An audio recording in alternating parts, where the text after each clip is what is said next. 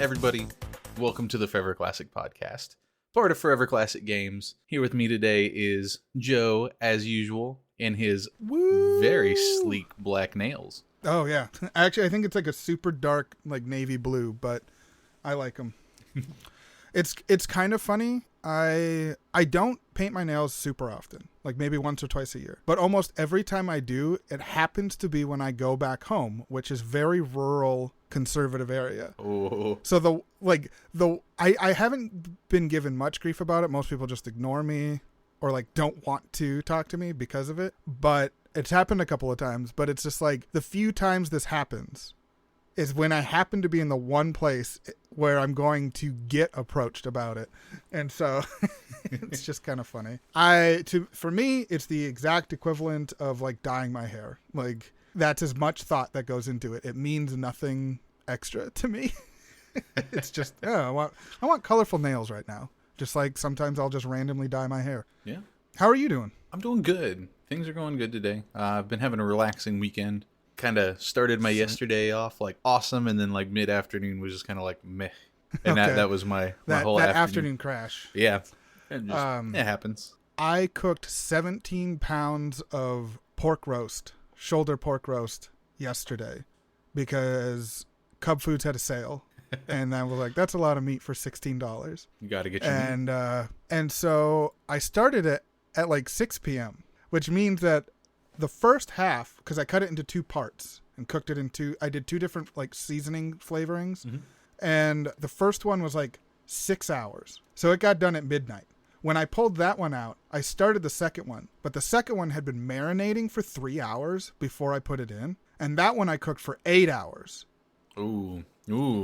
And both of them turned out so good. But now I've got 17 pounds of meat at my house that we're just trying to get rid of. So I brought some over and gave it some to my in-laws. My father-in-law said that this is a sandwich worth starting wars over. So I must have done a good job. My wife really likes it, and my wife never likes pork, period. So that's a victory to me. But we also brought, I took a good chunk of it and brought it to church this morning and gave it to the pastoral staff if they knew of somebody that was in need of just having a meal, that we could provide that, because that church has been really kind to us and helped us when we were in need. So if we can give back into that community, that's where we want to do that. And so they said absolutely, and they grabbed it, and it'll get to someone who needs it. So Good. Yeah, but it's very good. I'm looking forward to eating more of it later. We are inviting people over to help us eat it because it is a lot of food.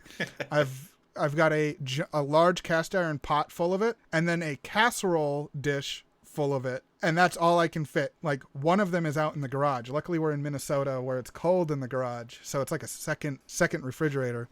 But that's where we're at right now on that. But it's been doing a pretty good weekend. Luckily, I was able to sleep during the 8 hours that the second one was cooking. But at midnight, I was sitting there eating like delicious pork. Look, I can't go to sleep yet. It just came out. Doesn't matter if I just stayed up for 36 hours. I have to eat this pork I cooked. No, I wasn't up for that long at that point. But yeah. So do we have any announcements? The only announcement I would have is that we as Forever Classic Games are, in fact, taking formal work now. You can see all of the breakdown on our work on the website under our services tabs. It'll break down a lot of little things. And we also do odds and ends that aren't necessarily included in there, but those are just more things that we'll discuss and put together separately. Yeah, and Alex is the primary editor, and he's been really good about working with people where they're at. And so if you're not confident in your writing, I think Alex is more than willing to sit down and help you walk through if you're willing to sit down and improve and learn and things like that. So yeah, we'll see if your content's a good fit for what we cover. I think there's a place for you. Disclaimer up front, it is volunteer basis for fun. So if this is something you would like to just do on the side every now and then to put your thoughts out there, we have a platform for you. Mm-hmm. The goal eventually, I think, is to be in a position to pay, but it's just not in the cards right now. Right. So if you're looking for paid work, we apologize. We cannot offer that at this time. But if you want to learn and grow, awesome. If you want to, we're open to doing I guess you'd call it tutoring, or honestly just we'll take paid edits of paying to edit your work for whatever you need as well. That's all in the like scope of the stuff that we do. So outside of doing work with us for that, like we can help you do your work. And that's really what we want to do. We want to make everybody's life easier, and that be our job. As well as a lot of game stuff, because, you know, we're some nerdy sons of bitches here.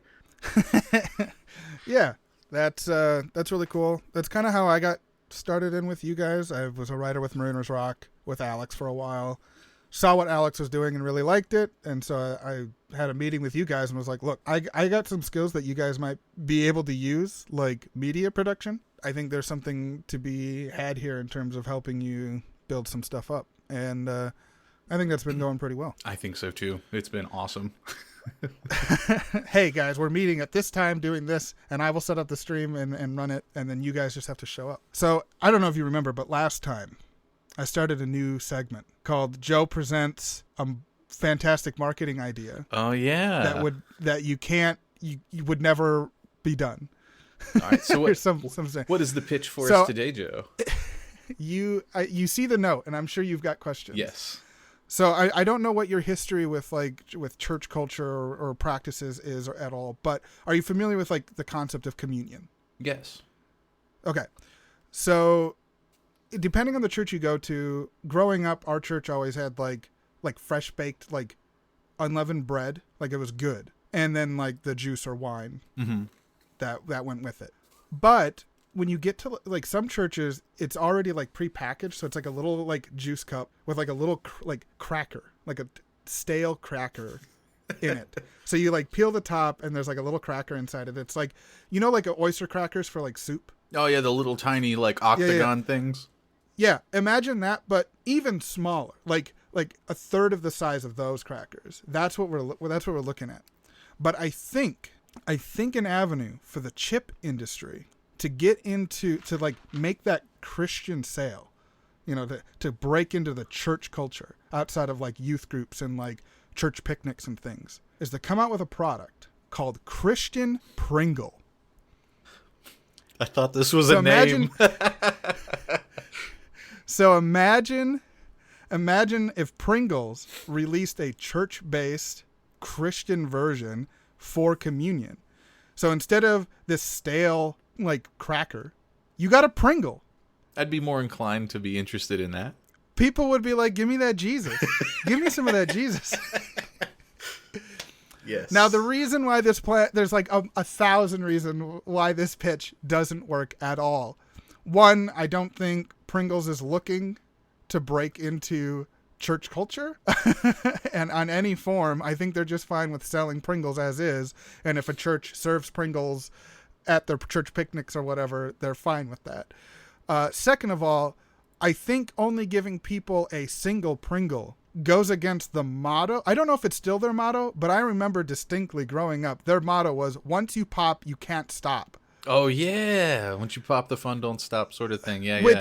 Yeah. So like a company with the reputation of once you pop, you can't stop, meaning you should be eating these chips until they're gone, feeds it like you're serving people just one, which goes against the company. But if you serve people more than one and let them just eat until they're done, then the church is like promoting gluttony.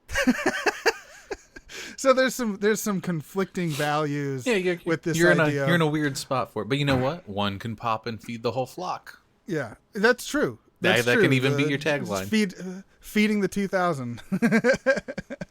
We're gonna make this one chip go 50 ways. All right. Of course, this is a play on the it's a stupid play on words on that Christian dating service, Christian Mingle.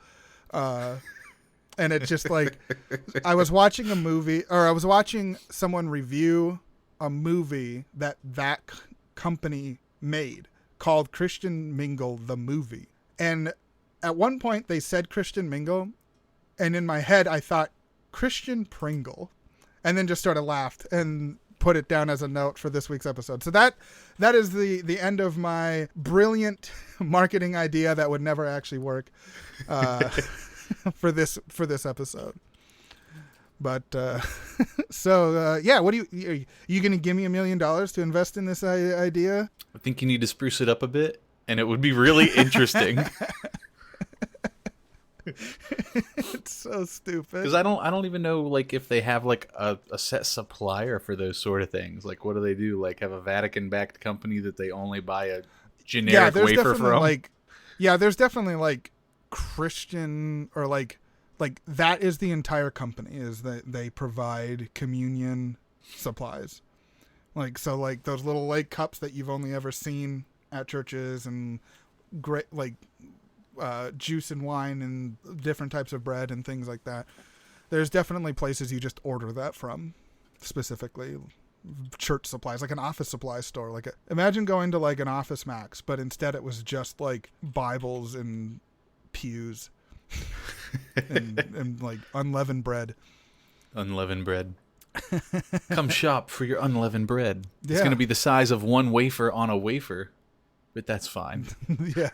So, what have you been playing? Let's talk about some nerdy stuff. Yeah, let's talk some nerdy stuff. So, right this past week, probably like right after we stopped recording last week, I downloaded the rest of Control because I'd got it from some of the from the Epic Games free rotation of something. And I'd never played it. I was really interested in it, especially because I really love Alan Wake and the fact that all of those take place in some sort of really convoluted universe. I've played the first like 4 hours and I liked it. I just need to go back and finish it. And I think the controls it generally feels good to play, but some of the controls take a bit to remember because there's like a lot of options. Yeah, it took me a minute to get used to playing with it. In all honesty, I didn't really play with much of it. I think one of the optional bosses I had to get used to using a shield power. Okay. And other than that, I really didn't. I just flew around and launched things 90% of the time. Yeah, I've in my time I run into a couple of encounters where different strategies worked better. So I liked that it sort of like encouraged you to try different strategies. But generally I like the setting. I like the sci-fi mystery nature of it. It's very X-Files, which I'm a huge fan of. Yes. And then I don't know if you are able to take advantage of it at all because I don't know what your PC build is, but I do have an RTX card, a 2060. And so I was able to play it with the ray tracing. And that's one of the first games I've played with ray tracing where I've really felt the difference visually. And so like there are rooms with glass in them that it's rendering it correctly. And you feel the difference. Like it's noticeable compared to other games. Yeah, that's one thing I haven't done is because I think this card I have was right before they started really doing ray tracing. You probably still have a GTX then, or do you have a Radeon card? No, I have a GTX. I'm pretty sure. Well, it's in NVIDIA something. Okay, I'm assuming then you probably have a GTX. Yeah, I'm gonna assume it's GTX. It's 1050 Ti. Okay. But I don't know the other precursors to it anymore. It's been a minute. I think I've heard specifically that card is still pretty good. Yeah, I mean it's not bad. The only thing I've ran into problems with is I can't stream Control and play Control. It is just I've run into that with a couple of games. It is a huge disaster. Where my rig is just like, what are you doing? Yeah. I've had to run games at lower settings in order to stream them. Oh, I ran this on like nothing and it was not happy. And it wasn't really that the stream part wasn't happy. The game itself wouldn't play. Like, I couldn't move around. So I don't know if I had something else going on in the background, but I didn't troubleshoot it a whole lot. Yeah. I'm weird. I like to tinker. So I don't have a problem spending 2 hours dialing in settings. I like seeing the difference. Like, how does this affect frame rate? How does this affect visual fidelity? You know, I learned what resolution is going to look. I learned that DirectX 12 doesn't like to work on my computer well. DirectX 11 probably because of the age of your card. Probably 11's great, which like especially when I was playing Fortnite, they just introduced a new performance mode, which really cranks down the graphics. They become really, really like funky, but it makes everything run a lot better if you're having problems, which was fine, except it wouldn't render the big trees for me. So I would run into invisible trees. I could tell they were there because they looked like this weird like mirage off in the distance in like a desert. And I could see through it. I couldn't shoot through it. I couldn't walk through it. It was just really, really weird. So I had to switch back to DirectX 11. Worked fine. Well, 12 does work for like Civ. Like much slower games it works great for. But other than that, I have been playing Fortnite again. I picked it back up to go ahead and try to get the rest of the goodies for the season, which is fun. I like the extra outfit collars for all of the characters that you get as like a bonus reward. So once you finish the battle pass, Yeah. there's some like recollars you can get a whole bunch of as you go down. So I've just been working on that with the guys. It feels really nice. The season play feels really good. Really, really happy with where the game feels like it's at right now. I'm a little lost on the story because I haven't played like consistently for a while. But other than that, that's But been it. you feel like Fortnite's coming out with enough stuff on a regular basis to keep you interested? I feel like it always has, but I just here and there because they've had tons of seasons. Like they're like whatever they are, and like they have an end date, and then it usually ends up getting pushed back while they do other things, which is cool. They don't hard set it and like flip it and not be ready for the next thing they're doing. But I feel like I'm constantly seeing like content updates, not necessarily like event. Like I don't necessarily see the events and stuff, but I see like, oh, this character is now available to unlock or whatever. yeah, oh yeah, And I recently saw that they're like Uncharted. Yep.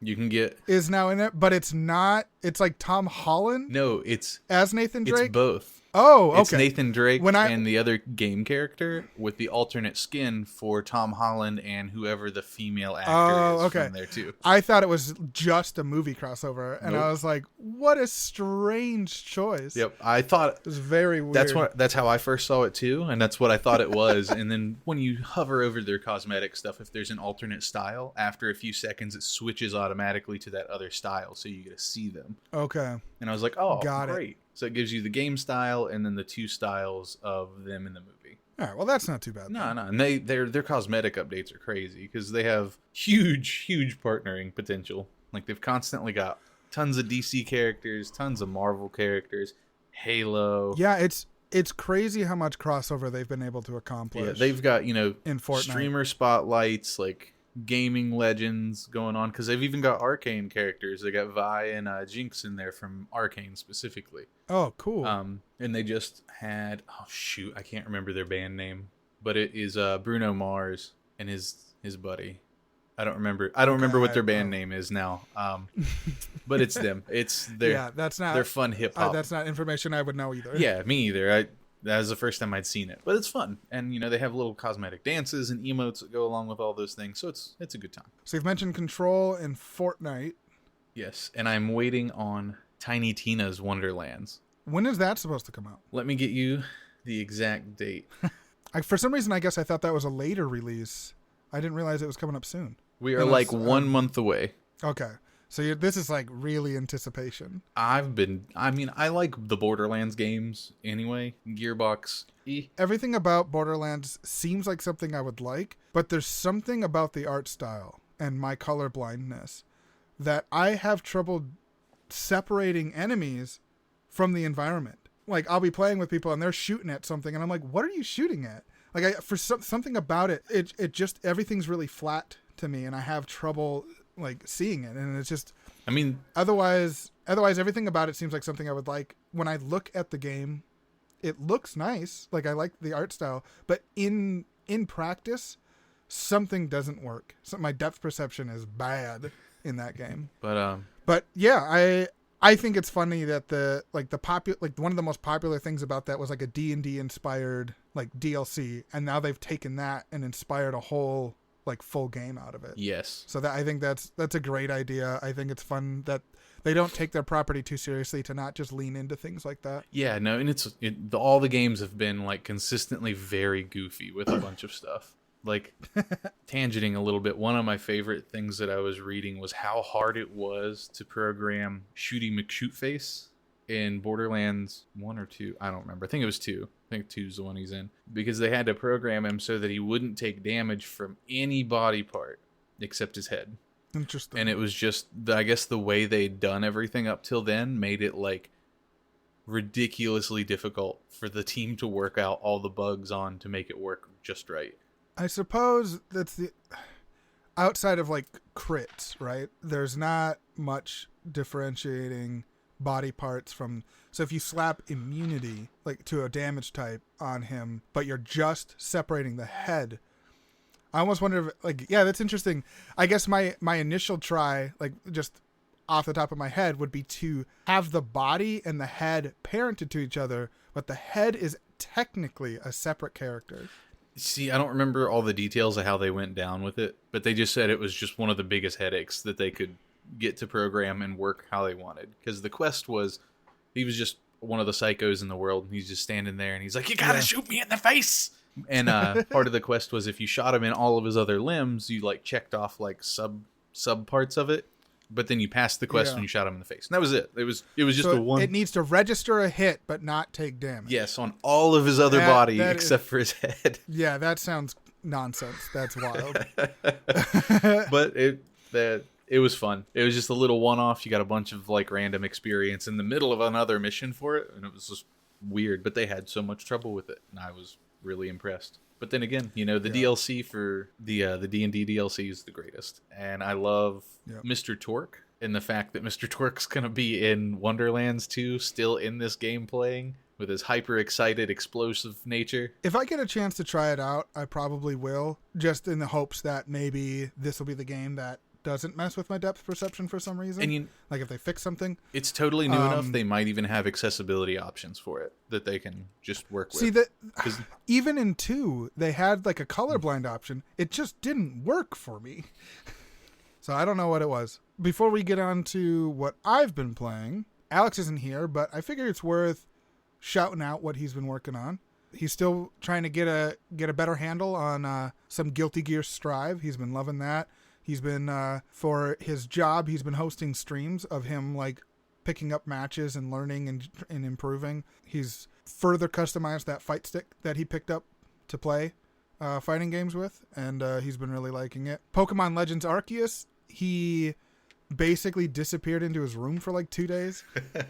We didn't see him because he was just wanted to lay in bed and play Pokemon. And now he's, like, almost, like, done the whole Pokedex. Like... This is someone who has had zero interest in anything Pokemon for a while. I think he tried and was disappointed in Sword Shield. Yeah. And then I picked up Diamond Pearl, which I personally actually really liked, but he didn't pick that up at all. And then he picks up Arceus and is like, "This is great. I will never go back to regular Pokemon after this." Yeah, I'm hoping they do more Pokemon games similar to that. Like, I like the traditional, but being able to have like the open world part of it too. So like more modern and in kind of a mix. Like, I'm hoping that they can take that gameplay and then push it further along with a stronger art direction. Like, I don't know, it just seems like an odd choice that with what they went with. Like, just the execution of their chosen art style just seems lackluster to me, which is disappointing because they certainly have the resources to make a game on the Switch look good. Like, just look at Mario Kart 8 on the Switch. It's still one of the best looking games on the system, and it's a port of a Wii U game. So it's possible. Granted, a large open world with action mechanics is a little bit different than isolated tracks for like a racing game.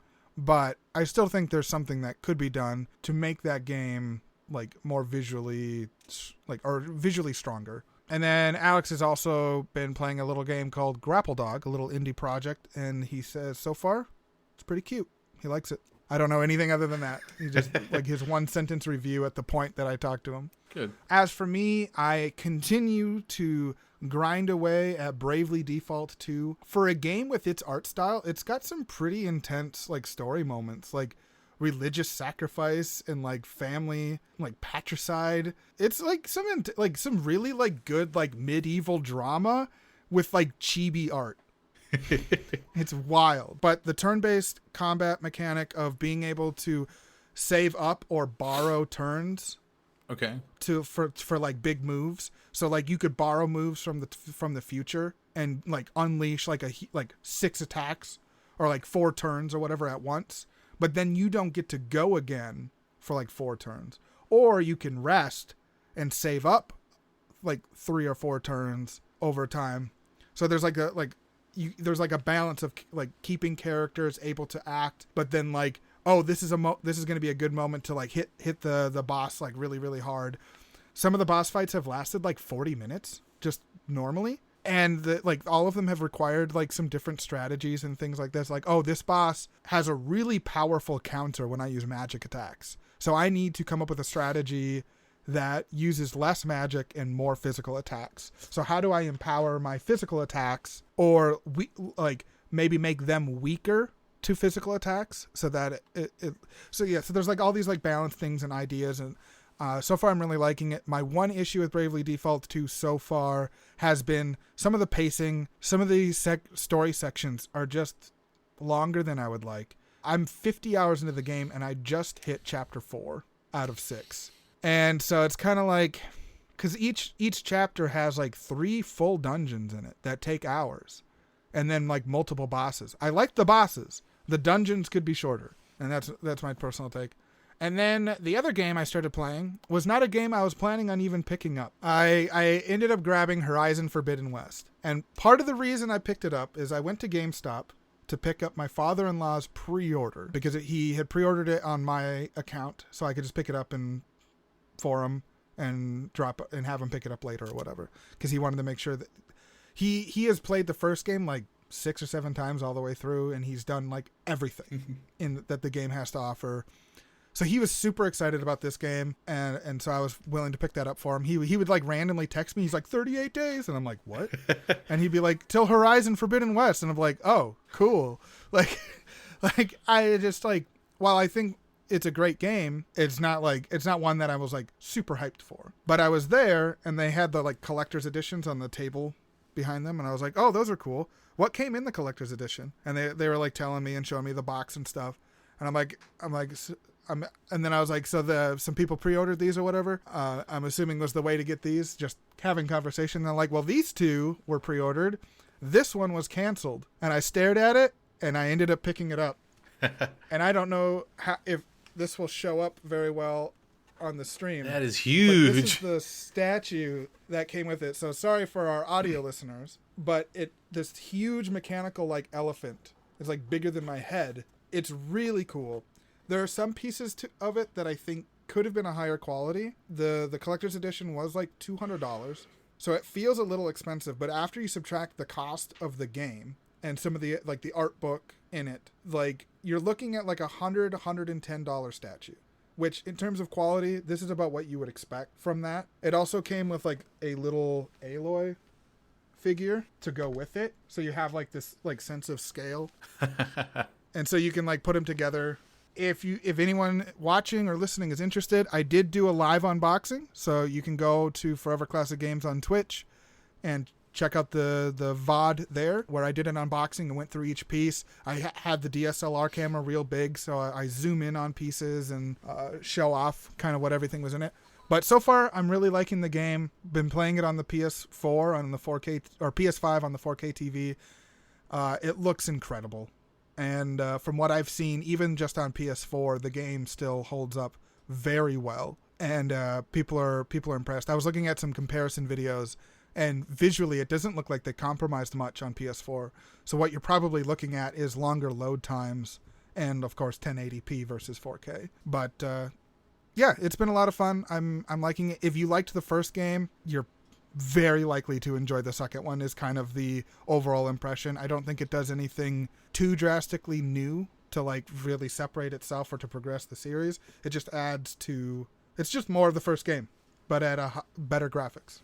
Okay. Which isn't necessarily a bad thing because people really liked the first game. Yeah, ain't broke, don't fix it. Yep. And what mechanics they did add, I think, are good. It feels like progression rather than, oh, you lost all your armor, which... It does pull a little bit of that in the beginning, but you get a lot of the stuff back really quickly.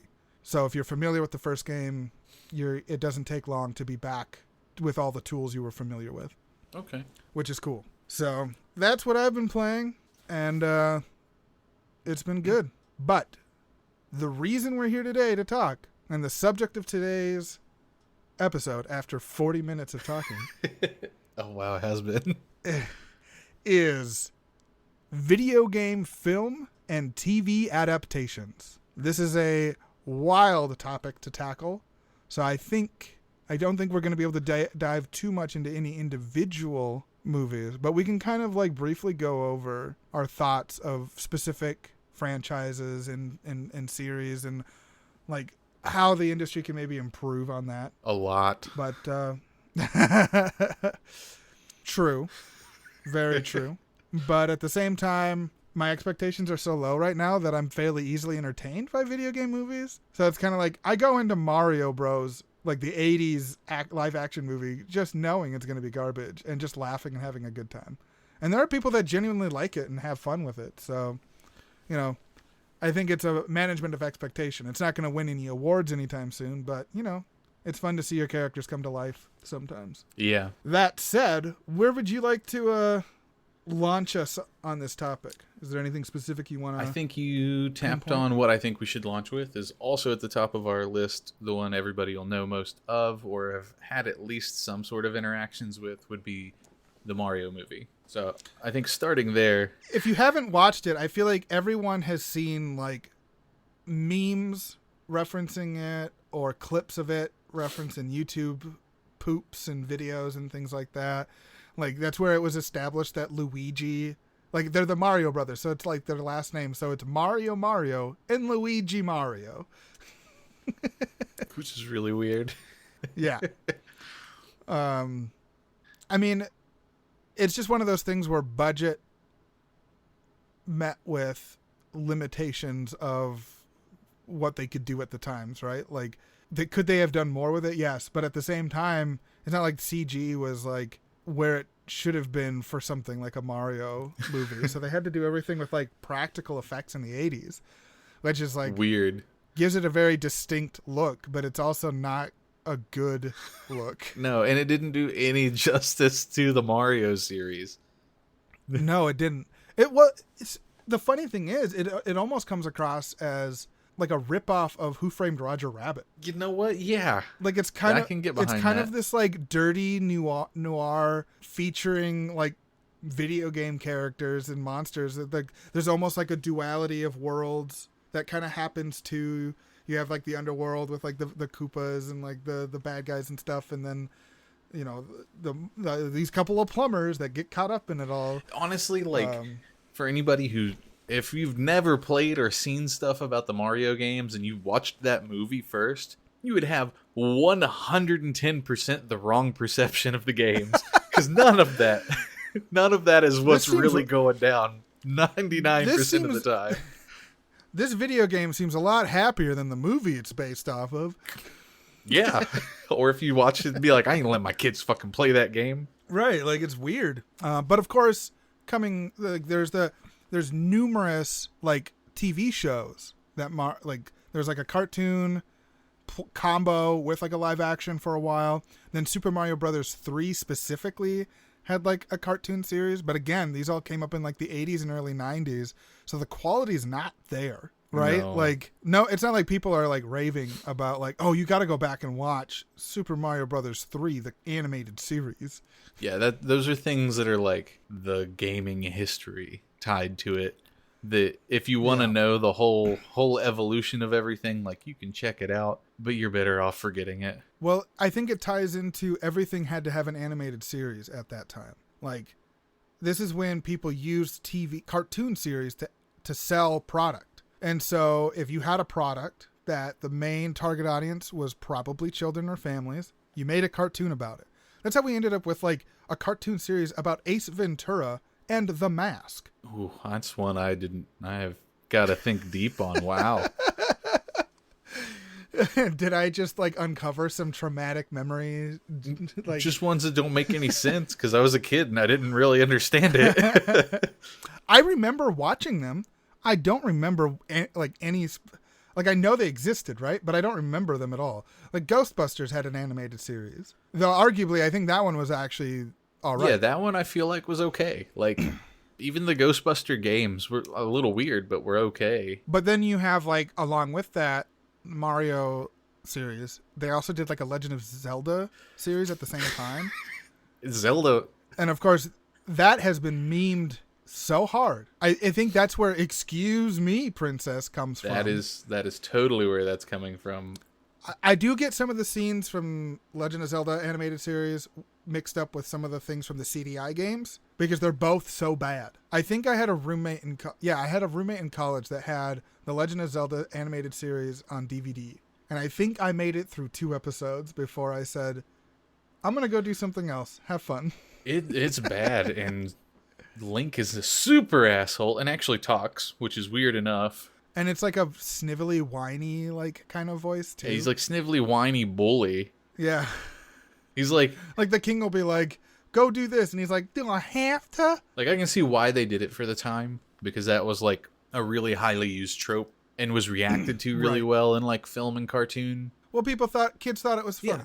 Kids thought it was funny. Parents thought it was, the picture of how kids acted wasn't like overly harmful. Didn't piss off the ESRB moms and all that horse shit yet. But I think something that over time has aged better has been like the Sonic cartoons.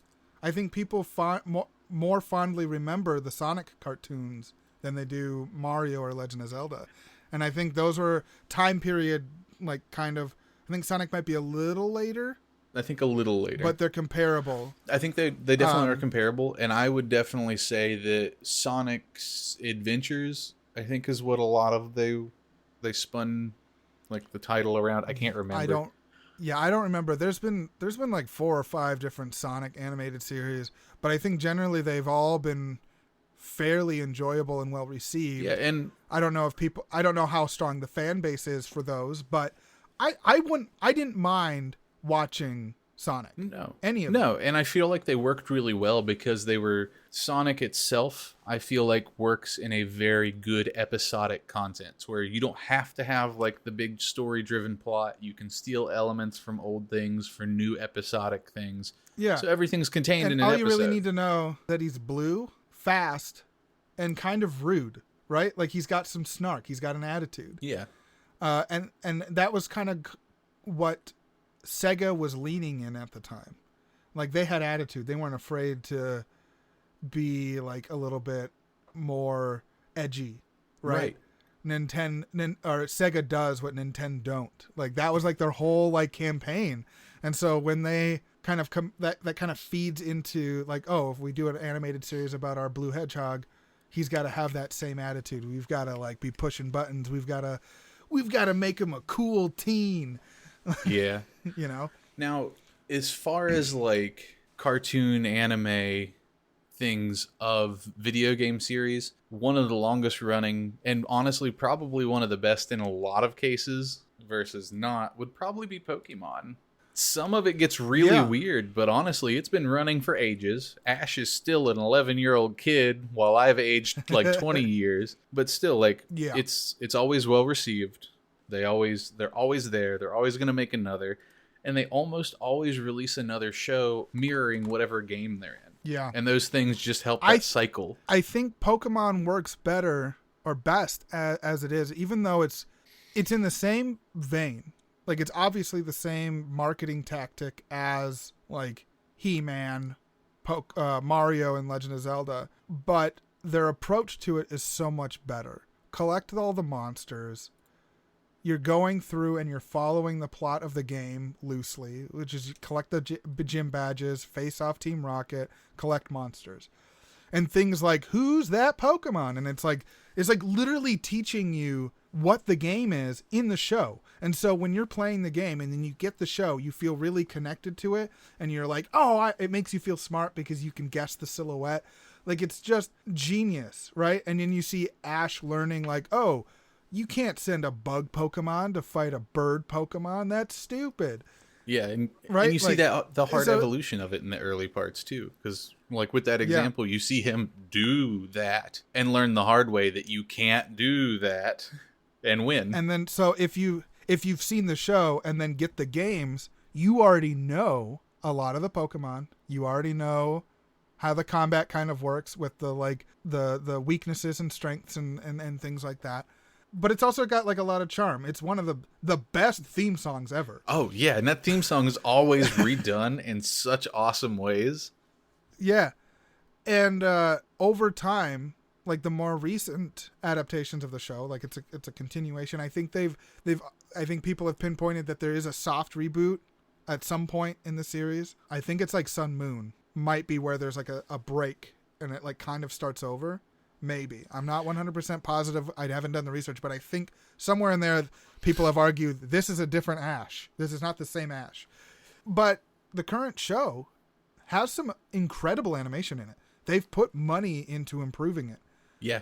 And it still has the same like charm, but when you see like a Pokemon do flamethrower, it looks awesome.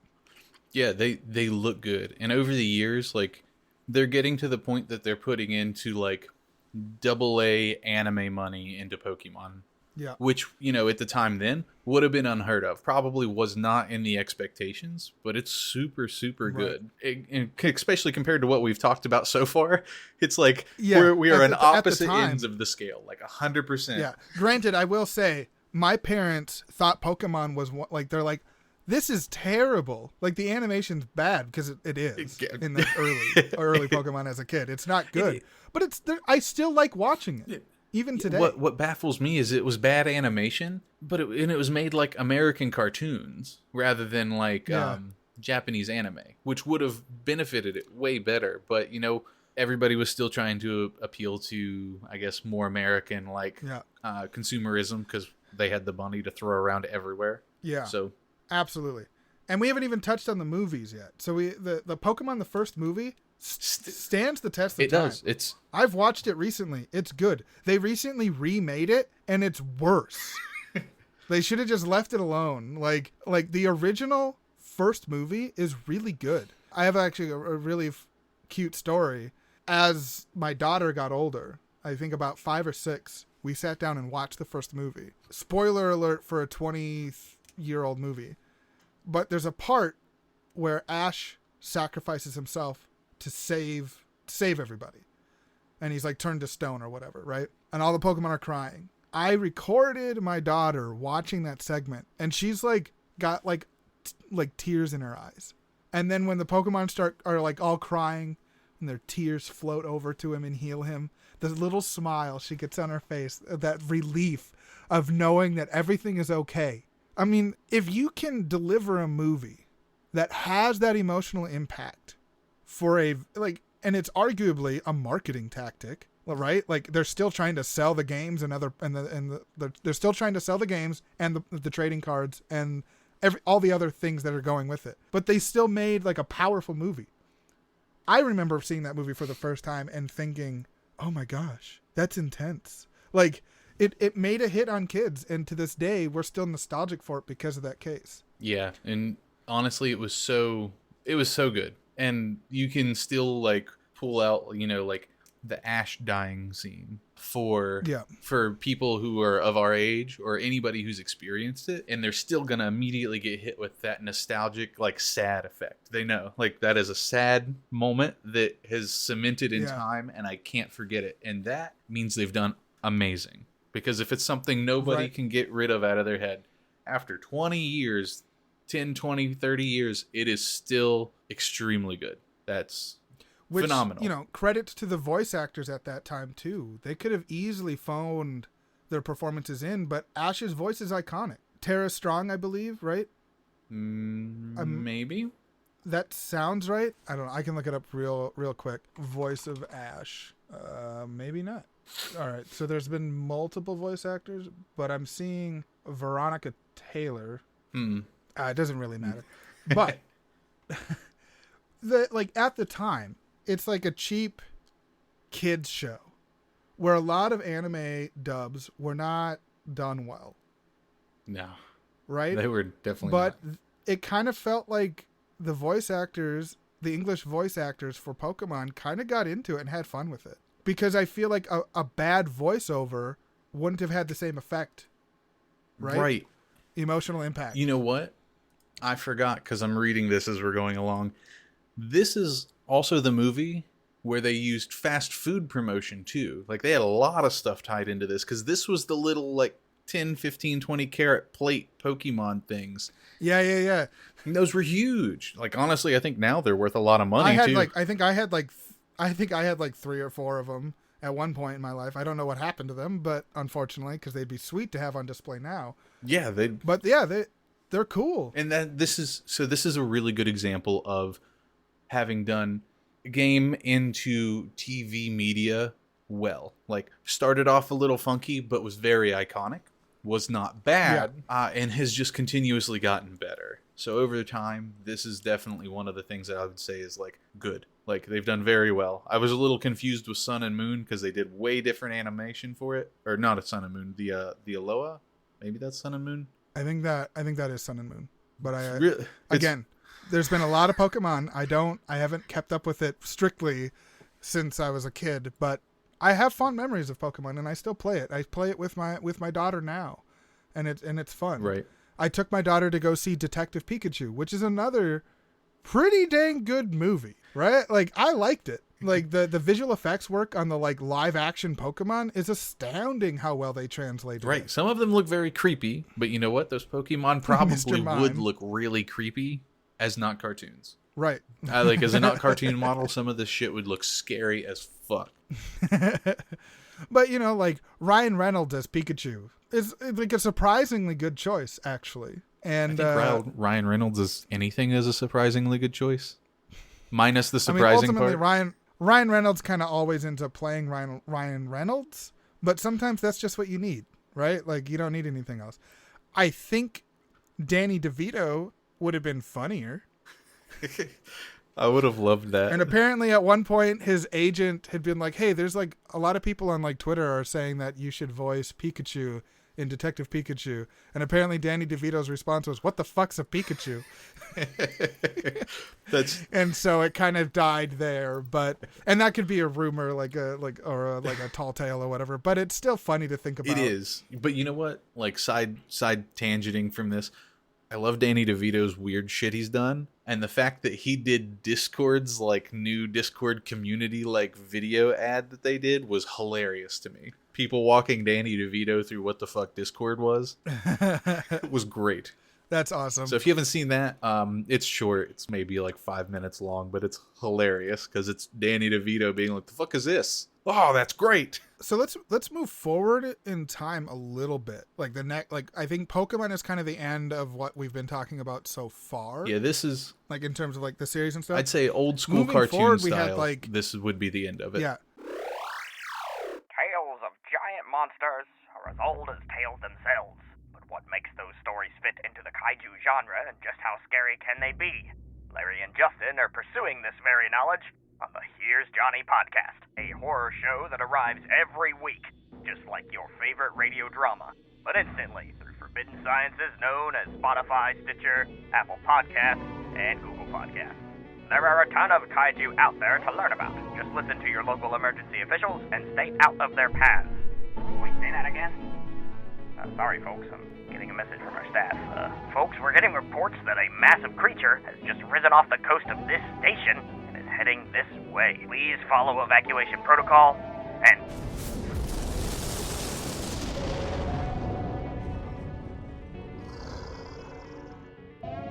Listen to the Here's Johnny podcast on Spotify, Stitcher, Apple Podcasts, and Google Podcasts.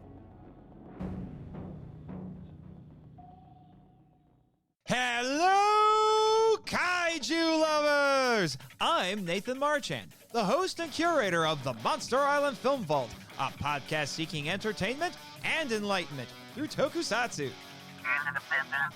And that's my intrepid producer, Jimmy from NASA, who miraculously survived the infamous war in space, but he won't tell me how. Anyway, join me and my rotating roster of guest hosts as we critically and academically examine various kaiju and tokusatsu media, and have fun along the way. Assuming the mysterious Monster Island Board of Directors doesn't suddenly cancel us. I did say that out loud, and I don't care. Check out our website, monsterislandfilmvault.com, or find us on your favorite podcatcher. Jimmy, cue credits. Oh yeah, it's a trailer. Oops. I think movies at the same time was we had like, you know, the live action Street Fighters and Mortal Kombat movies. Yeah, I forgot about the Street Fighter one. I was thinking about the Mortal Kombat one though. But there's also like some animated Street Fighter movies too, but I'm not as familiar with those. The animated Street Fighter ones I feel were way better. I feel like it gave much more of a story to the Street Fighter games than like... I think Street Fighter 2, the movie, I think people tend to like. But I don't know for certain. I haven't seen it, actually. It was a weird Van Damme movie, so kicks and explosions. It was the martial arts Michael Bay. What else do you need? That's the best way to describe it. I remember I remember liking Mortal Kombat growing up, but that's just because I loved ninjas. Ninjas were good. So, but moving kind of more into the 2000s, that's kind of when like Sonic got another show, Kirby had a show, Yeah, Kirby shows. and then we got like movie adaptations of like, I think this is when Doom came out. Oh yeah, Doom And, with the Rock. We also got that strange Final Fantasy Spirits Within movie, which doesn't feel like a Final Fantasy anything. No, that is another good example of bad translating it across the thing. Whoever was in charge of it, cool, whatever. They made a very interesting looking movie for the time because it like made that like weird CGI computer graphic stuff like you would have in a game pretty well. That movie cost them so much money. Yes, it did. To develop the like, they were trying to go for like realism. This is an era of CG where they were like, what if we could just like, because I think the main character in that was supposed to be like a virtual actor where they could rent out this model to act in other movies. I think like that was kind of a thing that they were trying to pioneer at the time. So they were trying to do And early this was, like, VTubing. Yeah, kind of. But this was like their early pitch for that type of thing was Spirits Within.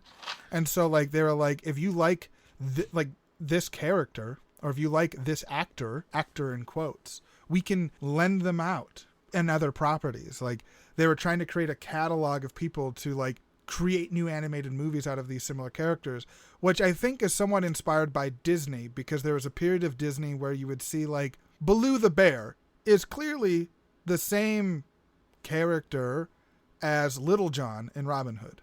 Yes. Like they're both this big kind of grayish bear voiced by the same person.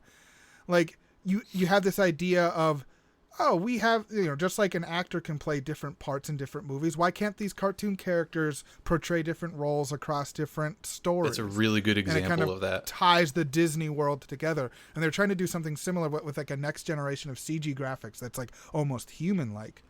But it ended up falling flat. The CG in it has not held up. Like it still looks pretty good for the time, but it's not there yet. Yeah, I watched it Like they tried it too early. hoping for more, and it was disappointing because I was like, ooh, what kind of Final Fantasy like lore and stuff am I going to get out of this? Like this is well before I understood what the fuck lore meant for things. But I was like, this is weird. I don't really know what's going on. This is an animated sci-fi movie that has nothing to do with Final Fantasy. Yeah, this is also, I think, when we got the Angelina Jolie Tomb Raider movies. Yes, and the weird D&D movie. Yes. All of that was like in the same time frame. And then I think we had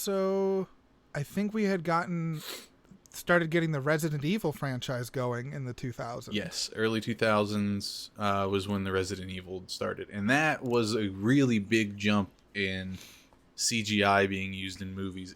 Much, much better. This was a little over the top because I think this was also the early part of them being like, ooh, we can get in and we can make movies 3D. And then you can watch them in the theater in 3D. So we should make it do 3D things. Is Resident Evil one of them, the one like where there's like a glass breaking effect and it looks like it's coming out at you? Or is that a different? Maybe multiple movies have tried it, but I feel like Resident Evil is known for a particular scene. That for sure. Definitely, that's the one I remember when you talk about glass breaking forward towards you as that. Okay. And like that's another example similar to Final Fantasy where it feels like the movie adaptation kind of doesn't really feel like the game. Like the Resident Evil movies compared to the games of the time, nothing alike. Like the games were definitely slower, kind of more survival horror, like intense, like suspenseful experiences. Resident Evil the movies are like weirdly sci-fi action. Yeah, totally. It's basically taking and being turned into an alternate universe with superpowers. Yeah, that's kind of like, that's a good way to explain it. Is like, what if Resident Evil was a sci-fi action franchise, but we just took the same like principal characters and concept and then just kind of like told it in a different way. But what this... It's fan fiction. Yeah, it was big screen fan fiction, and it was a lot of money. But honestly, it made a lot of money, especially from non-game related audiences, because it was why they made 4 or 5 more of them. Yeah, and they all made a shit ton of money.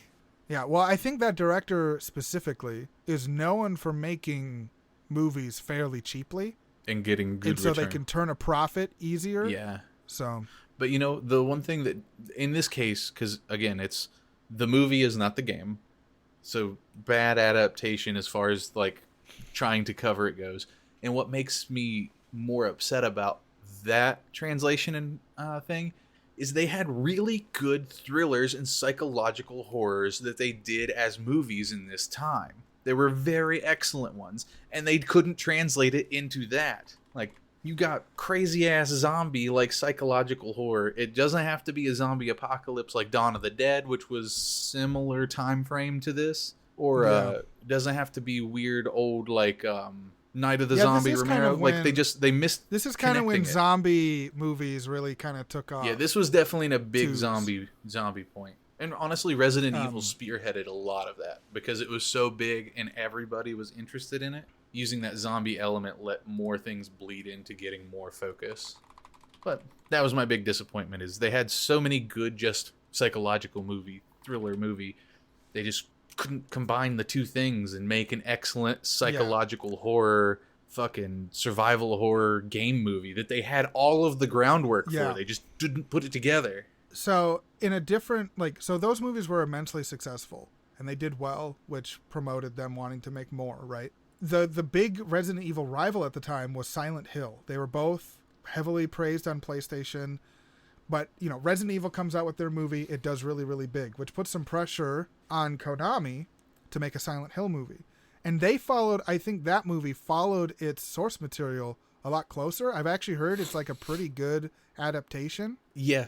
Like it's scary. I haven't seen it myself, but I've heard good things about it, generally speaking. But I don't know how well it did. I'm pretty sure it did okay. money-wise. Not like amazing over the top. It does follow Yeah, source. I don't think it compares to Resident Evil. No, not at all. As far as the two comparisons go, Resident Evil blew it out of the water. Especially if you collect like all of the films and put them together, it's almost embarrassing. Yeah. But they did So- really well with the source material using a different character, but it was pretty cool. There's a lot of different perspectives that happen in Silent Hill, so this one I don't feel as much of it being like thrown into the alternate universe entirely thing So- as much as following a whole different character's perspective. A quick look. Silent Hill has a budget of $50 million estimated. Gross worldwide was $100.6 million. Resident Evil budget was $33 million. So that's nearly $20 million cheaper and made $102.9 million gross worldwide. And that was just from movie one So of each, correct? Yes. And so it looks like Silent Hill was fairly successful, but it was more expensive and its overall gross was about $3 million less Yeah. than Resident Evil, which was made a good chunk cheaper but made more. Mhm. Yeah. But that's an interesting comparison because Silent Hill was more faithful to its adaptation, but almost looks like that took more effort and didn't make as much money as the lower effort loose adaptation. Right. And in that, I think there's a lot of the time frame. Like, while they were very good, again, because this is still in the, there's really good psychological horrors, like thrillers coming out, because, you've got the later era of Screams and other, long-standing horror movies, of course, kind of finishing their runs, and you're having that, inspiration for the next generation of them. But I think Resident Evil was marketed much more for action, like you were saying earlier, action sci-fi movie, while Silent Hill was super marketed as a horror movie. And which already has a lower base audience. Has a lower base audience, and honestly, as good as Silent Hill is to gaming fans, there are still a lot that just know what Silent Hill is when you're talking about it, but won't play it because it's scary as fuck. And there's a lot of people who probably perceived that attachment to the movie, being like, I don't want to play the game, I'm not going to watch the movie, fuck that. But they did some cool things with it, the siren changing Silent Hill into the Silent Hill. Essentially, I liked their effect of when the bell tolled, the world peeled away into this rusty hellscape instead. Kind of having this timed ting hellscape for 12 hours, ting normal world for 12 hours, or whatever that exact hour was. It was a really cool effect. Yeah, I don't know. I'm not familiar with the games really or the movies for Silent Hill. I remember like getting together with friends and renting the Resident Evil movies a couple of times just for like October rolls around. Let's watch some dumb action horror movies. The big spoiler in it is the main character's in like a piece of garbage once you start learning the story. Like he's actually like really, really bad, but has a lot of amnesia. So the movies don't follow him, follows his wife.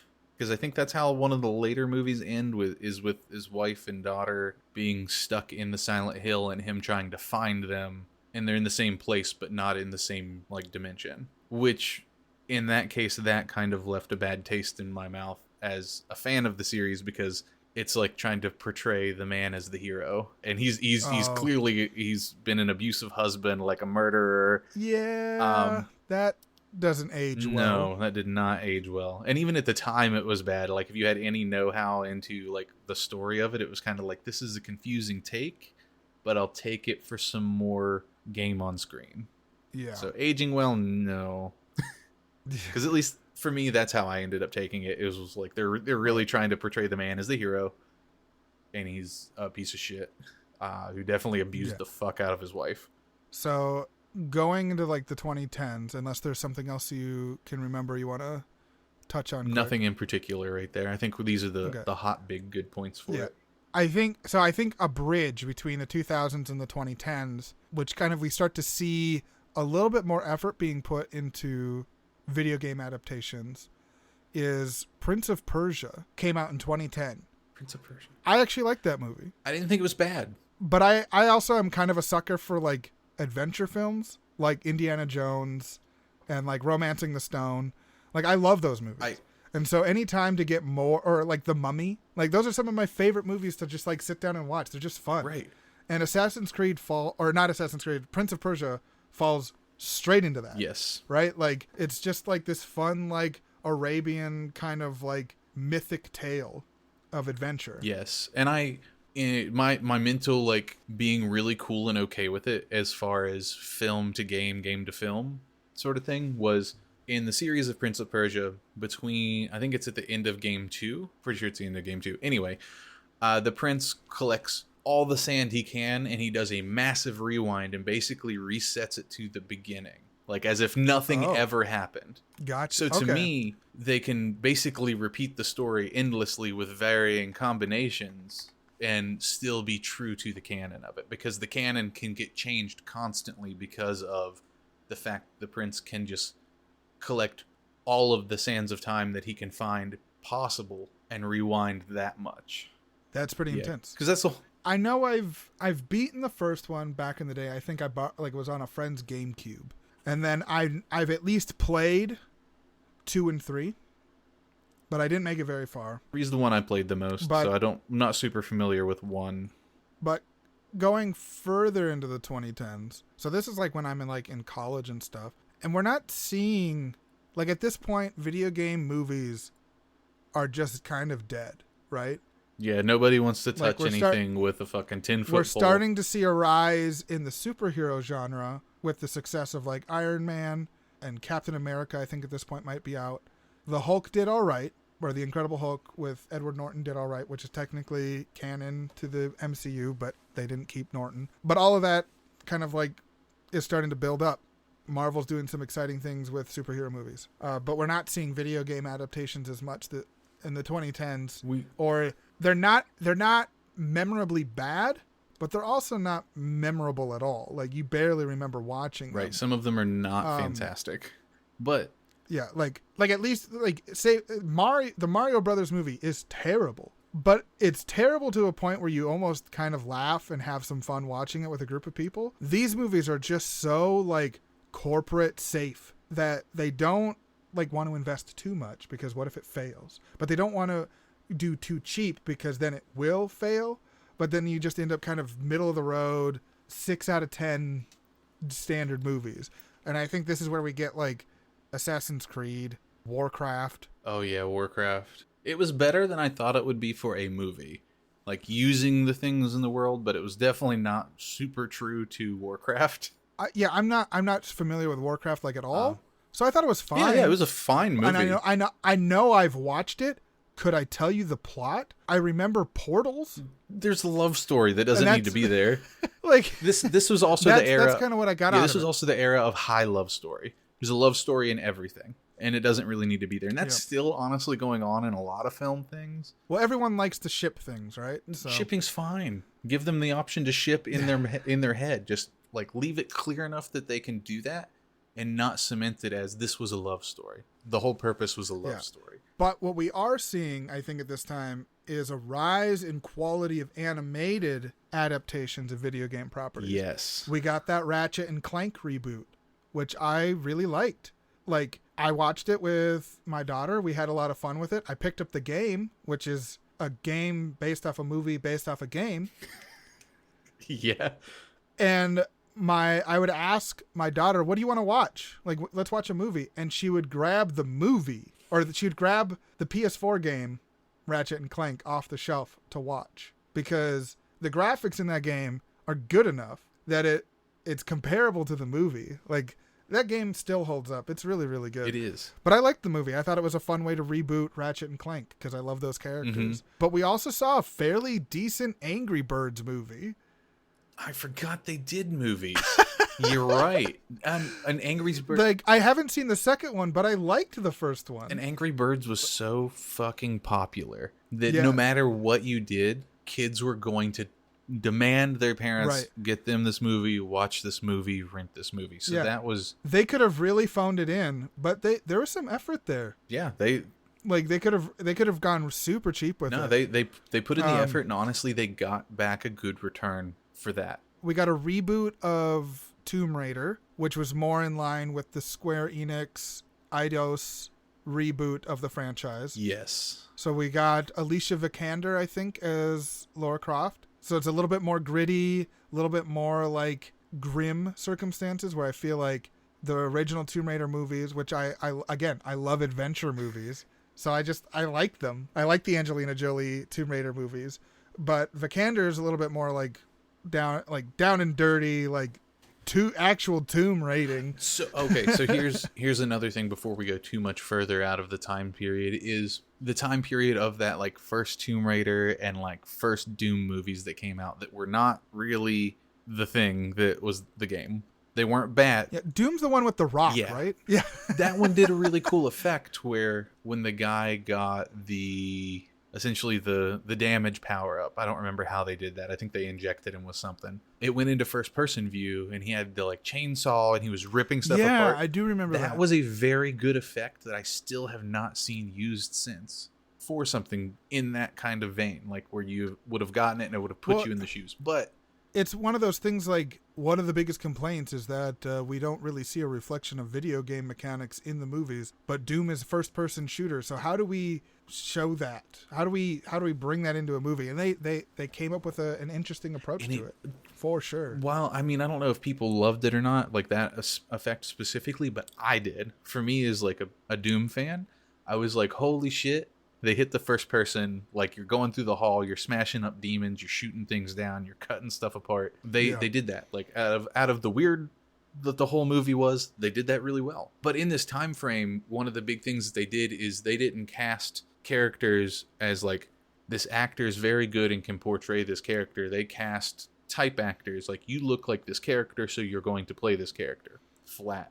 Like, and that was a huge part of it. So yeah, you know, Rock and what's his name were the Space Marines, and the one turned into Doom guy because he looked the part and he fit it in the armor very well. Angelina Jolie looks like Lara Croft. Well, I think she might have even gotten some cosmetic surgery to push the look further, which could be tabloid rumor. Could be. I'm honestly not sure. But I remember at the time people talking about how she got cosmetic surgery. She got like a boob job so that she could play Lara Croft or whatever better. So that she could look like a cartoon video game character, right? Like absurdly busty video game character. So people were kind of making fun of it at the time. But I still like those movies. They're just stupid fun. And then, I mean, the other thing on the other hand is a lot of game characters at the time were also designed after real life actors. So instead of still cast... Well, we're still seeing that. We're still totally seeing that, because that's like what their icon is for the character. They're still portraying that into it. But now we're not seeing necessarily that person's playing that character. It's not it's not true. like that all the time. And the times that they veer away Right. from it, it's honestly most of the time a better choice. And we'll get to this in a bit, but casting Tom Holland and Mark Wahlberg in in Uncharted, like, though neither of those people look even remotely close to the video game characters, these are arguably well-grounded, visually, like, characters who could look real. Like, you could see how they would look like people. It's not like Mario. Like, if you saw someone that actually looked like Mario in real life, you would send him to a hospital because you think he is having some sort of allergic reaction to something. Like, you would be like, "What? Are you okay? You're deformed, right?" So it's just funny that we ended up with, like, it's unfortunate that Nathan Fillion and like, if I were to, like, dreamcast it, a younger Nathan Fillion would be Nathan Drake, Bruce Campbell as Sully. That would have been a great Sully. But it would have had to have happened in, like, the early 2010s. Like, it would have had to have happened right away, because both of those actors are way too old now at this point to play them. And like, that movie has been in production for so long. Mark Wahlberg was originally supposed to be Drake And he got too old. and ended up being Sully. Yeah, but we'll get to that in a bit. But I think like, those are, like, the big things. I think Sonic and Kirby both had new shows at this time too. Advent Children. This is when it came out. Oh, yeah, you're And right. this was, as you were saying earlier, this is where the animation of things started to really ramp up into being very good. And honestly, Final Fantasy VII Advent Children was great. A lot of people don't like the movie. That's fine. Don't stab me over that. Yeah. It's whatever. But it is So- canon. Yeah, my experience was I was in animation school, right? So going and seeing it, I was blown away by the animation. As someone who found Final Fantasy VII to be, I don't like it as much as a lot of people. I don't think it's the best Final Fantasy by a long Those shot. are fighting words But with our audience. I know people love it. I know people are very fond of that particular Final Fantasy. So the connection and what was happening in the story was really lost on me, but visually, absolutely worth seeing on a big screen. Yeah, it was by itself. The movie seems a little weird, but it really takes a lot of liberties in you knowing what the fuck happened before. So if you don't know the story of Final Fantasy VII, you have no clue what's going on in the movie. It just looks pretty. And I feel like they skipped good audio moments. Like, they had a lot of flat things. Like, Cloud still had no personality, as Cloud didn't in that era of time. Versus, like, today's, like, reboot Cloud has a lot more personality than he did. Even though he's still kind of flat, but he still has more. We definitely dig more into, like, his stoicism comes across as flat personality in the original game, but in the reboot, he's stoic because he has, like, PTSD, Like hardcore PTSD, and right. they let that come across way better. They dig into that, yeah, and so it's a much better characterization of Cloud. So I like Cloud now more than I used to. Yeah. So, like, he came across as, like, a very secluded, kind of moody teenager in the original game, right? Like, oh, I'm stoic and cool. yeah, and honestly, like, again, another part of it is, like, if you didn't play the Crisis Core games, like, this animation and Crisis Core basically went hand in hand, because even though it was for PSP, the animation was really good for their cutscenes. It's true. I actually really liked Crisis Core a It's lot. Besides 9, it's my favorite Final Fantasy game. Like, play-wise, it gets That's a little awesome. monotonous because it's that mission-based kind of game where you have to do mission. There's also the card system, which once you kind of get into a flow with it, you don't really do anything else. You kind of just keep that flow once you kind of got it in place. At least from what I remember. But as far as, like, this is prime game content put into animation movie form, in a film form. For gamers. Like, the target audience was fans of the franchise. It wasn't the Resident Evil route where they were trying to appeal to generic audiences. This was like, Yeah, it was this is for people who love Final Fantasy VII. right, and it did very well for what it did. Like, it hit the audience right, continued the story, stayed canon, which was also very cool, because I thought maybe they would retcon that out with something else. Yeah. But it's all part of the thing. Which, I mean, I guess it'll get kind of retconned with whatever the hell's going on in the reboot, but we'll see more about that in the next decade as they release the rest of that game. So heading into, I would say, is probably considered like the modern era of video game adaptations, and kind of like bridging the gap between early 2010s to late 2010s, is Rampage. Rampage, yeah. And Which, they took this kind of weird like arcade game where you're monsters destroying a city and made it into kind of a fun movie to watch. Dwayne "The Rock" Johnson makes another appearance where he plays Dwayne "The Rock" Johnson yet again, opposite of a giant gorilla. It's how do these regular animals get so big, and they kind of dive into that, and it's a fun like movie to just sit down and have play while you're hanging out with friends. yeah, and this is a good case of, I don't know how to explain this, but like Rampage didn't have, I mean, what story it had was more just arcade, like smash 'em up. Yeah, I think later entries injected story. Like I think there's a PS2 era GameCube Xbox game that injected more story into the formula. But other than that, yeah, there's not really lore to build on. But this gave them the prime opportunity to create lore that could be true to the game in canon. Really wasn't something that would be like, no, that absolutely couldn't have happened, couldn't be real, and put it in there, and it still fit very well with that. So it was prime material to do something with, and they did it well. Yep. And they got The Rock in it. I think The Rock really just enjoys doing like video game content at this point. Like he's a Fortnite character too, and he's like, oh yeah, that's right. And he's not like just a random cosmetic. He's like a very important character. Well, yeah, wasn't it's a character that's been there the whole time, and then they unmasked him, and it's just straight up The Rock?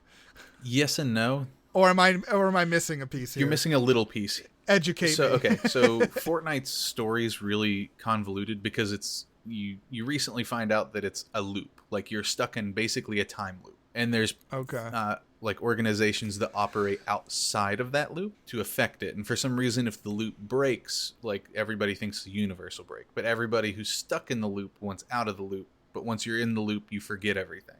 You forget who you are, who your friends are, like everything about it, that you're in a loop. So there's these 7 that are called the 7, and they're all dressed in that same blue armor with the digital face mask sort of thing. And they've been fighting against this other organization to get people out of the loop and like break the loop cycle. So so The Rock is one of the 7? He's one of the 7, but he's not the original.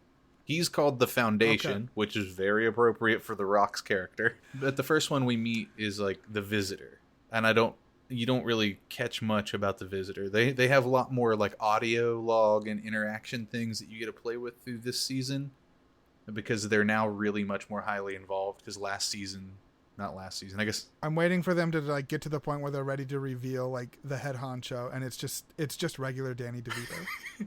Like they've revealed basically the big bad, and you fight against it, and you find out that the island is basically a flat planet. Like it's really weird because this whole season's premise was you fought on the thing with the Foundation, and he helped break everything loose for you with the other 7, and then whatever they did flipped the island.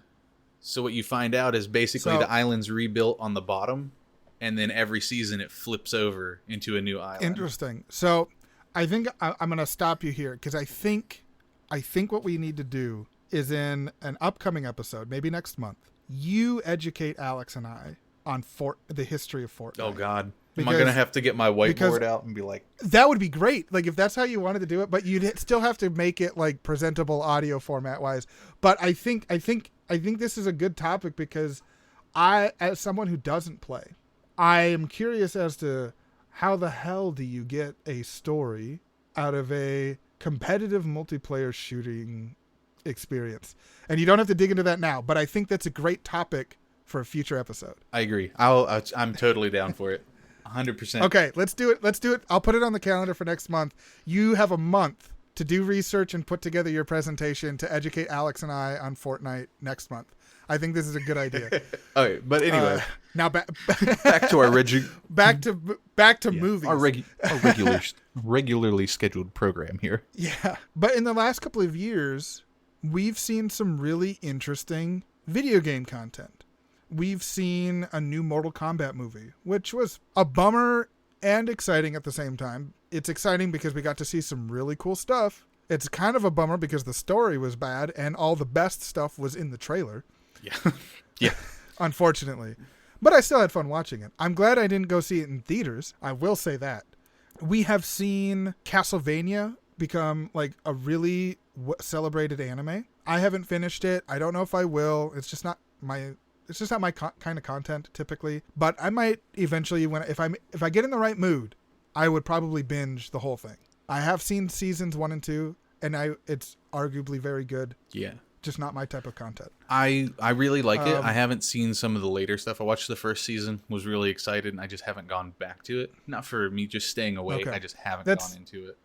That's sort of where I ended up at, and then now at this point I'm just kind of like, there are other things I actively want to watch and pursue. I don't know if I liked it enough to want to do that, but it is good. We have seen even in just the last year, I still want to watch it, but Netflix got a Dynasty Warriors movie, which the trailer featured someone surfing a giant wave on a horse. Oh, yeah. I forgot about that. That was one of the, which it reminded me of, like, the Chinese-made, like, because Chinese-made animations really do, like, Marshall Merriam sort of, like, worlds very well. And that's what it reminded me of. DC recently, Warner Brothers DC recently released a animated adaptation of the story from Injustice. So that's kind of a crossover kind of thing because Injustice is based off of, DC superheroes. But now we've got an actual like movie of that story.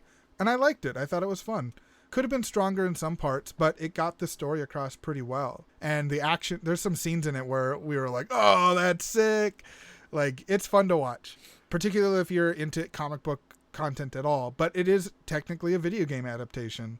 Yeah, no, honestly, it's great, and it's back in the alley of things where they do well because they do really good superhero animation, comic animation, like all of that's been coming really well and a lot like really popular. There's tons of it. And then last November, Arcane made waves not only in the video game, movie, and TV adaptation like circles, but also in just animation period. Yeah, it was excellently animated, and it has that like hand-drawn feel of like I don't know how to explain that in terms for film and game, but like where you get that like hand-drawn looking explosion. The texture work on it is painterly. And then they've clearly gone in and given things. They don't just simply stop at, all right, here's a texture, slap it on an explosion effect, animate it, boom, we're good to go render it.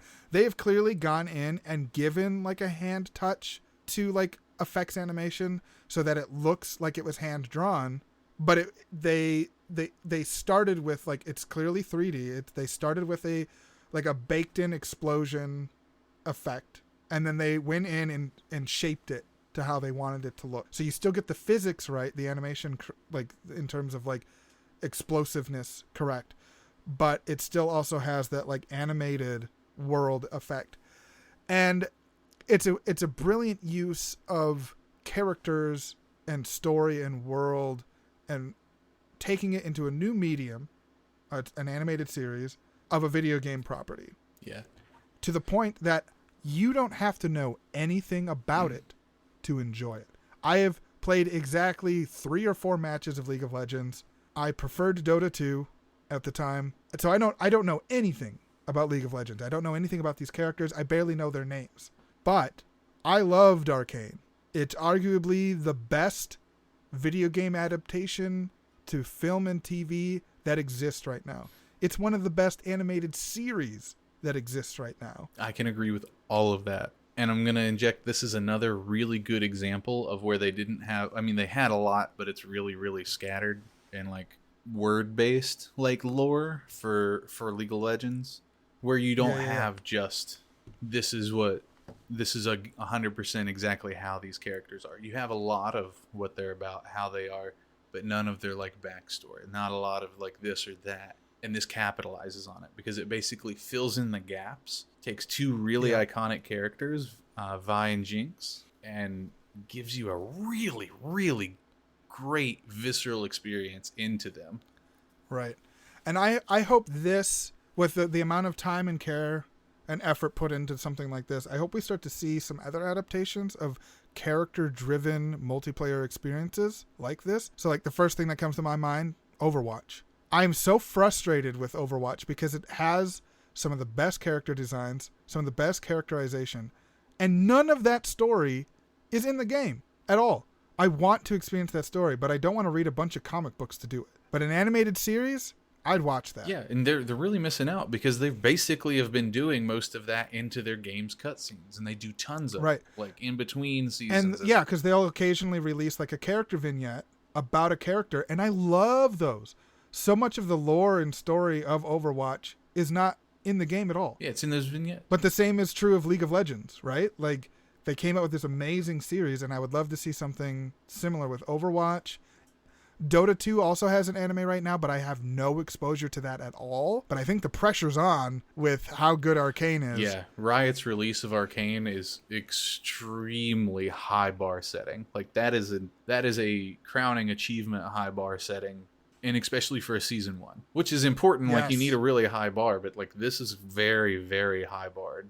Yeah. It's 3 days ago, at the point of this recording, on February 20th, so Friday, Uncharted came out, which is as of the recording, that is the latest video game, movie, and TV adaptation available to watch by anybody. I think it's under like general scores and review thoughts are it's generally overall underwhelming. But a friend of mine who is a huge Uncharted fan said he liked it. He had fun with it. It's still missing some Unchartedness, but there's some key moments that are taken from the games that he really liked seeing in live action. There are like Easter eggs for fans of the games to spot and enjoy. Could the casting and performance and writing have been better? Absolutely. Those are like its weaker points. But he said like if you like adventure movies and you like Uncharted, you'll probably like it. Yeah. Like he says it's definitely not a bad movie, but it's not great. It's good. And you know what? That's kind of what I was expecting. So I'm thinking on Tuesday, for $5 Tuesdays at our movie theater near here, I might go watch it. Yeah, for sure. And I will let you know if it's good and whether or not you should try to find a $5 Tuesdays to go watch it. I think that's most of the big hits we wanted to tap on the list. I think so. Looking to the future, later this year, we've got another Sonic movie, which the first one I really liked. Oh yeah, also in the modern age is the Sonic movie. Pretty dang good. You know what? Yeah, and they listened. Like this is an example of the video creators, animators, everybody thought whatever they were doing was right. They passed whatever QAs they had set up and beta testing they had set up. Whatever that was wrong. I would argue that it probably had less to do with the animators and the crew themselves and had more to do with corporate oversight being like coming in and being like, we're going to change these. Let's change this part of the character design. He doesn't look real. He looks like a cartoon character. So we're going to change the shading on him. And why are his feet so big? Make them small. Yes. And then, of course, those were all the things that were wrong with the character. Yeah, so again, not to the animators because they fixed it. And they fixed it well. The backlash of the initial trailer was one of the craziest things I've ever seen. And the fact that they didn't stick to their guns. They talked corporate into being like, look, you want this to be successful? We need to make these changes. Either that or it's the most brilliant marketing campaign anyone ever came up with. And they straight up put in the effort to make a fake trailer with a bad Sonic so that it would get a bad rap. And then a month later, they could be like, look, we fixed it. And everyone's like, woo, hype.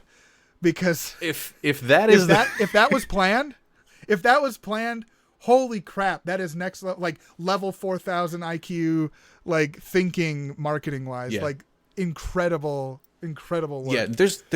So I would almost believe that. I have no idea. I've never seen anything on any information about that possibly being a thing. If it was, as you said, absolutely mind-boggling and just a perfect use of how to do that marketing. There's been a lot. Whatever the case may be, though, they showed a care for it and delivered a product that people had fun with. I liked watching the Sonic movie. My daughter liked the Sonic movie and sometimes is like, can we watch the Sonic movie? And she's never played a Sonic game. Like, like, good job. And studio that made that movie. I don't remember who made it. Paramount, maybe? I don't remember. I think so. But, we've got another Sonic movie coming out later this year. I think that animated Mario movie is coming out later this year. If not this year, 2023, but it's on the docket or whatever, right? Right. We're going to see it. And generally speaking, I like most of the cast. Like, I'm excited about the cast overall. Like, Jack Black as Bowser. I think we've got Charlie Day as Luigi. I think that's such a perfect casting for a Luigi. Yeah, like, overall, I think it's pretty good casting. Chris Pratt raises some eyebrows, but you know what? I like the rest of it enough that I will definitely be seeing it when it's in theaters, and we will see what Chris Pratt ends up doing or what this like. But it'll be a fun time, I think. I think so. And you know what? Just as something to kind of round us out as we're getting here to the end, I was looking back through a couple of these other like game movie adaptation things that we didn't really hit on. One would be like Hitman with Timothy Olyphant. Oh, I totally forgot about Me Hitman. too. Wow. Like, it wasn't bad. It was an okay like fit into the world of it. Maybe not necessarily what was he, Agent 27 or something? I can't remember his exact number, but it was a pretty good example. Yeah, before we go into our closing comments, we haven't even touched on things like the Final Fantasy OVAs. Yeah. We haven't touched on the Persona game OVAs, which are like short animated like one-shot series, sometimes condensed into like a single movie experience depending on which area of the world or region that you're in. Kind of determines what you end up with. We didn't touch on the Final Fantasy Kingsglaive movie that came out with Final Fantasy 15, which was really good. We didn't hit on like the Dragon Quest OVAs and animated movie that came out recently. Ni no Kuni got a movie like a couple years ago. I forgot about that one. So there's stuff here, but one that stood out, and I'm going to mention it because it seems like it's a movie that more people should watch. Because just when I was putting together this list for us to just like inspire our conversation, there was one movie that was its Rotten Tomato score was like 30 to 40 points on average higher than everything else. Like it's got like an 85% on Rotten Tomatoes, which for a video game movie is pretty good. The Werewolves Within is a movie that came out last June or July. It's got a pretty good overall reception, and it's based off of a VR game that came out in 2016. I don't know this one. I don't know anything about it. I had never heard of it before. And I think sometime soon I'm going to make an effort to try and watch that movie because I had never heard of it. I had never even heard of the game that it's based off of, but it's on the list of video game adaptations on Wikipedia. But just wanted to like throw that out there. We didn't talk about the Dead Space or Halo. Oh yeah, Halo's got a TV show coming out late. Right, soon. and it had an old live action, which was pretty good. It was filmed in a very different style, but was. And there's an animated movie too. The animated movie was good. I really enjoyed watching it. But yeah, we didn't talk about the Dead Space one, like I mentioned. We didn't talk about the terrible Donkey Kong Country 3D cartoon. I might have purposely avoided talking about that one for now. I wouldn't recommend watching it, but I would recommend watching YouTubers make fun of it because it is entertaining in that regard. Yeah, YouTube some of that one for sure. To wrap up, final thoughts. What are some of your favorite adaptations, and you think what are ones that you think are worth watching? And then we can kind of give a closing thought on like, do you think the genre of game impacts its possible quality of movies? So go ahead. Definitely some of the best that I thought would have been leading Final Fantasy VII's Advent Children. I really personally love the movie because I love the story of Final Fantasy VII. I didn't enjoy the game as much as everybody else in the world did. I'd have to say, oh shit, you know what? We didn't even tap on Monster Hunter. I haven't seen that. Oh my gosh, that's right. That's the same director as the Resident Evil movies. It was so shrug. Like, it was cool. Like, the cool part is the VFX and animation are really good, and it was sweet seeing some iconic monsters in live action. But other than that, like, there's not much to talk about. I think if you are, if you're a fan of the podcast or if you're interested in for a deep dive on that movie, Alex and a friend of his recorded like an actual full-on discussion and review in a previous episode. So if you want to hear a deep dive and thoughts about that movie, check that out.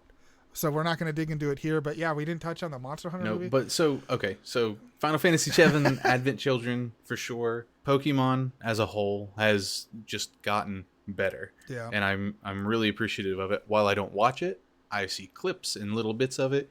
One I did watch in particular was Pokemon Genesis, which is like very episodic, flies through the Pokemon story, Oh, doesn't really go yeah. into super detail, really doesn't even have that much dialogue, but it's so animated and it's done so well. It tells you the story without hardly ever talking. Yeah, it's weird because it's nostalgic, but it's a thing that's new. Like, it's not like something I watched as a kid, Right. but it certainly reminds me of things Like as a kid. what stood out to me like in it in particular is you get to see like the evolution of your fight with Giovanni in one of the episodes, like how you go to meet him, what his motivation is, and you just get all of this in like a 30-minute segment, and that's it. And it was just awesome. It's animated, it's beautiful. It's beautiful to watch. It's fast paced. There's no slow moments in the whole thing. But then Nintendo or the Pokemon Company also recently released like an animated short. Like, we didn't touch on any short animations like the Overwatch content or Bidoof's like Grand Day or whatever. Big Adventure. but, That was a really good one. That was cute. It was a really good one. Yeah, it was cute. And I don't even like Bidoof, but I liked that short. Yeah, and there's. But yeah, finish up your list and then I was just gonna round it out with we can move Castlevania, like because Arcane I've only seen like the first half of the first episode. Oh my goodness! I need to finish it. It's You're so right, good, but dude. Castlevania was awesome, and I think that is what kicked the Yeah. door open in for all of this new stuff going on. And that director in particular. I'm not gonna dig into it at all because I think I've mentioned it as we've gone through. But I liked the Angelina Jolie Tomb Raider movies. I personally, maybe it's because of some nostalgia of that time of my life, but I found them more memorable than the current one. The current one isn't bad. I just like the high adventure stakes and nonsense of the original Angelina Jolie movies. I really liked the Sonic movie. I thought that was fun. Detective Pikachu, pretty kind of on the same level as the Sonic movie. It's a good fun time. And then of course Arcane is exceptional. So closing statement, like the type of game impact how good a movie is. And I think if you look through history, fighting games are an easy target because you have a variety of characters already built. They have signature moves and looks, right? The story is simple. You can put that on, you can hire some martial artists, dress them up vaguely like the characters, have them do their signature moves. Boom, you've got a movie that people will want to see. But when you're not actually controlling those moves or actually controlling those characters, kind of gets a little lost. Same with adventure movies, Assassin's Creed. We didn't even talk about the Assassin's Creed movie. I think I touched on it. Said it on accident. I said it on accident because I was talking about Prince of Persia. But those games, full of adventure and action and an expansive world and story, things to play with. But when you're not actually exploring those worlds, it's not as fun to watch that story unfold, right? In those games, you see the story as it progresses, as you progress through it. Meanwhile, I think those are easy targets for movies to be made into movies. Right. But Arcane is one of the best animated series I've ever seen, period. And it's based off a MOBA with no story and lore built into the game at all. I agree. So I think maybe when maybe video game adaptations are at its best when they're not trying to incorporate the game into the movie. Maybe when there's less to work from, you have more free reign. Yeah, I can to build a story out of it.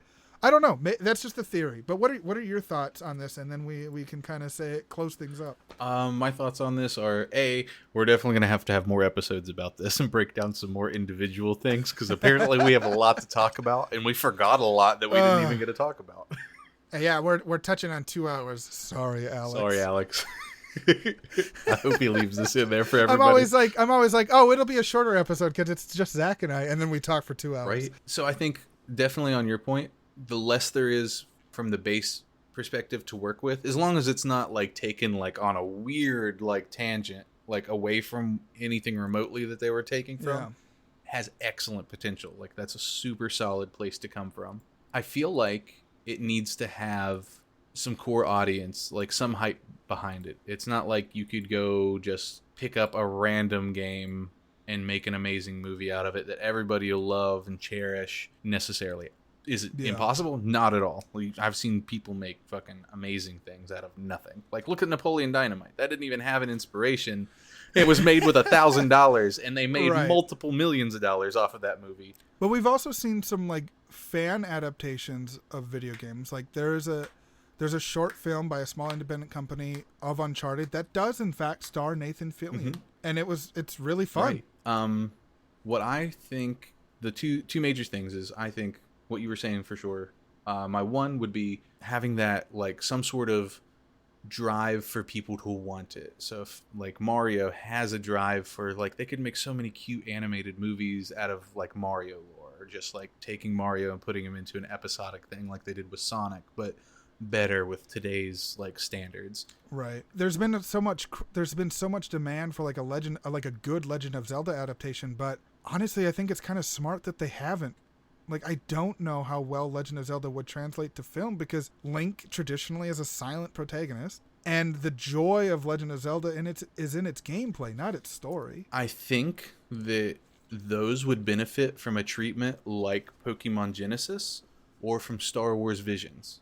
Oh. Something done in that style with the Legend of Zelda. So it's not necessarily a hard, full story, but taking little snippets could be done completely different episode to episode. And maybe there's something to be said about maybe adapting one of the manga into a film instead. I haven't read the manga, so I don't know. I haven't read that either. How well they are, but they exist, which is I would have the same questions. How do you make a manga about a silent protagonist? Like I said, the joy of Legend of Zelda in its gameplay, earning new tools and abilities, and unlocking more parts of the world and fighting bosses with the new tool. Like, that's the gameplay loop that's really rewarding and gives you that sense of progression. Knocking out dungeon and boss after dungeon and boss. That's the gameplay loop that's there and what makes it fun. How do you translate that into a story beyond bad guy kidnapped princess? I would give it, because I've been reading tons and tons of manga and watching tons of anime for going really way too hard in it lately. They could probably do something like Link doesn't talk, but Link thinks. Like Link's thinking voice, like is his Link thinks, like his internal voice, because you have all of those anime moments where people are like running through what they're thinking while they're doing things, and it could just. Would that carry a whole movie though? I don't know. I would think it would be better for episodic, not necessarily episodic, but like a series. So it's definitely doable. I recently watched Willy's Wonderland, which is a Nicolas Cage movie that's clearly heavily inspired off the popularity of Five Nights at Freddy's, where Nicolas Cage fights animatronic robots. It's one of the best experiences I've had watching a movie with a friend in a long time. Like, it was so much fun to watch. But Nicolas Cage's character doesn't speak in that movie. He doesn't say a single word of dialogue. And it works. It somehow works. And it's hilarious, because if you get Nicolas Cage for a role, you kind of want Nicolas Cage to be Nicolas Cage and deliver lines in the way that he delivers lines, but he doesn't deliver any lines, and it's hilarious. So maybe I can be proven wrong. There's a recent example where it worked, but it was also comedic. Like, it was funny, like comedy horror, and I don't think that's what you would want out of a Legend of Zelda experience.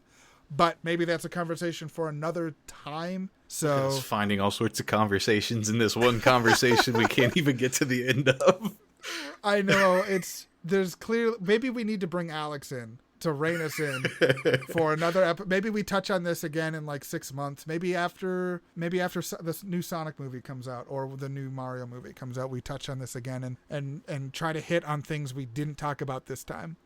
But thanks for talking to me today, Zach. That was a lot of fun. This was a lot of fun. It's definitely like hitting all these old nostalgia and like forgotten, locked away memories. Like, oh. I think it's fun how we found more to talk about that we enjoyed about a topic that is full of things that is traditionally considered bad media. But, when you go in knowing it's bad, it's fun. Yeah, I think we were the perfect two to talk about this too, because you have such a deep animation background, and I've spent so much time in like film and stage production, just understanding how actors and the companies work behind it.